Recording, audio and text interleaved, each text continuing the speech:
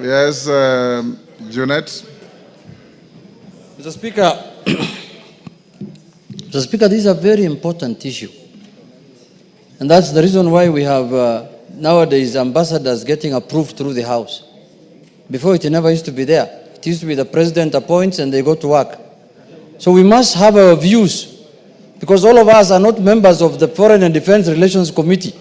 We were waiting for the committee to present their report here so that we can give our views and opinions on it, Mr. Speaker. Having said that, Mr. Speaker, I stand to support this motion, but with a very heavy heart. Mr. Speaker, as a former foreign minister, and you know that area very well, and you're a diplomat, Mr. Speaker, the Foreign Service is not a dumping site. If you have served as a cabinet secretary and you have been dismissed due to incompetence, due to negligence, due to all kind of manner of accusations, and then you are appointed as an ambassador, Mr. Speaker, what is this knowledge that you could not use to run a ministry, that you are going to run a department, you are going to run a foreign embassy, Mr. Speaker? Mr. Speaker, once you have been dismissed summarily, the way some of these characters I'm seeing on this paper, on this motion have been dismissed, they should go and look for other things to do. You can do farming, you can do other engagements in the country. It's not compulsory for you to be given a job, Mr. Speaker. Mr. Speaker, let us emulate other developed democracies, where if somebody is relieved of his duty, he has other things to do. You need to have other professions. If you have a doctor, go and treat people. If you're a lawyer, go and do your other work. Yes, Honorable Junet, there is a point of order from member for Kenango. Yes, Kwenya. Thank you, Mr. Speaker. Thank you, Mr. Speaker. It is sad that the leader of minority is misleading this House. The cabinet secretary, the former cabinet secretary is speaking about or talking about, was not actually fired because of incompetence, because the president did not state any reason, and it is unfair for the leader of minority to continue misleading this House. That indeed the person who he is purporting to have been fired was fired for incompetence. In fact, he stated in the interview that he would serve in any capacity. I do not have, actually, he has insinuated. His insinuation is enough for us to know who he is talking about. Two of these nominees, Kwenya, are former cabinet ministers. So which one are you defending?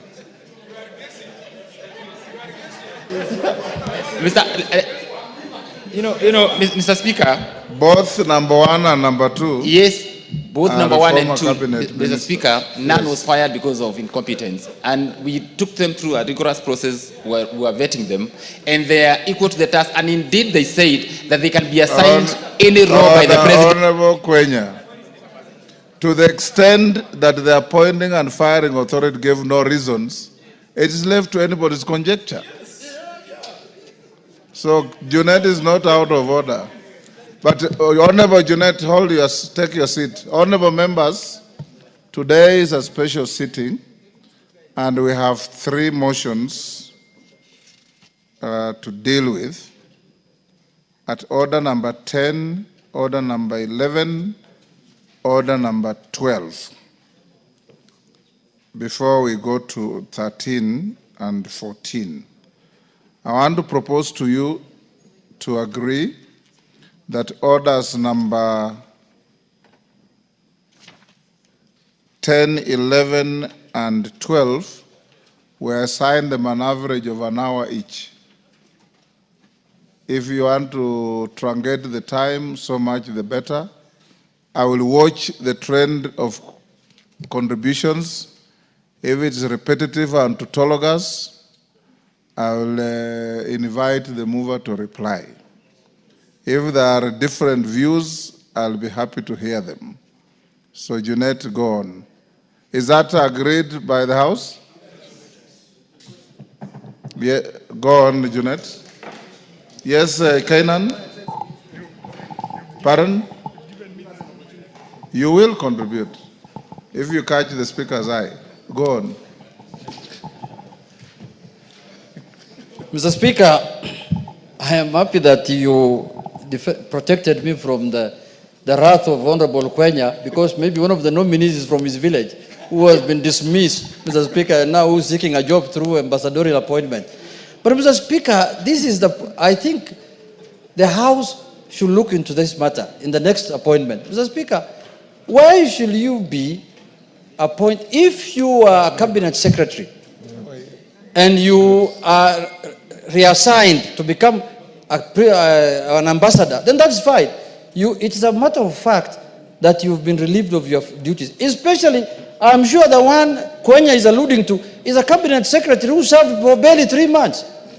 Why should you be relieved of your duties of barely 3 months if it's not out of incompetence? What else can it be? If it's on health ground, then you should not go to another job. You should go back and stay at home.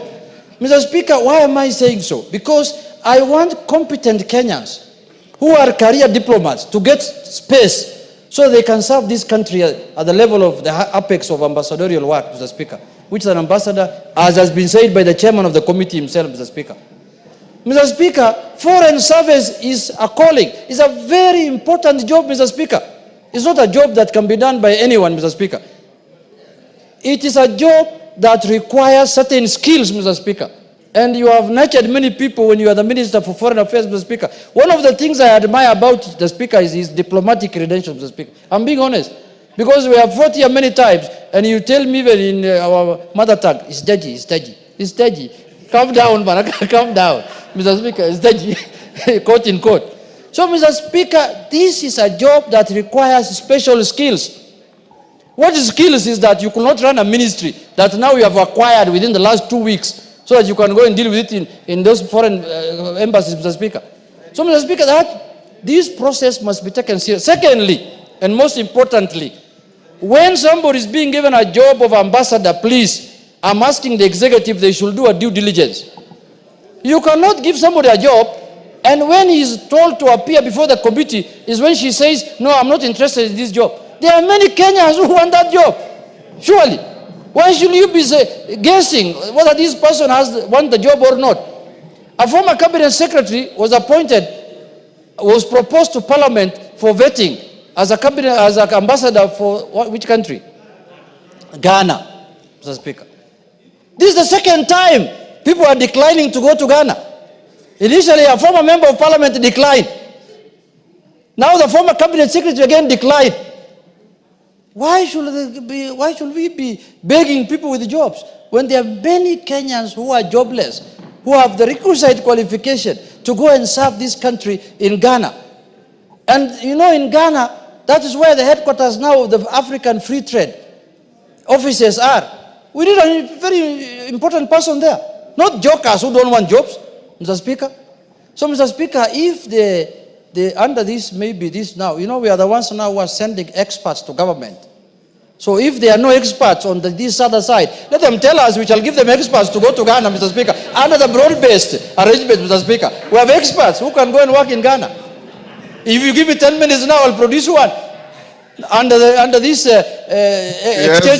exchange program of experts. It's an exchange program under broad-based. David Speaker.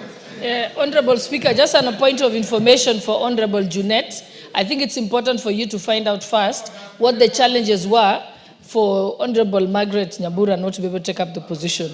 I think she did confirm that they shared certain family challenges that prevented her from being able to leave the country and preferred to have a job within the country. So I think you need to find out what were the issues before you castigate her or castigate the station. Thank you. Mr. Speaker, yes. I think the Deputy Speaker did not hear me well.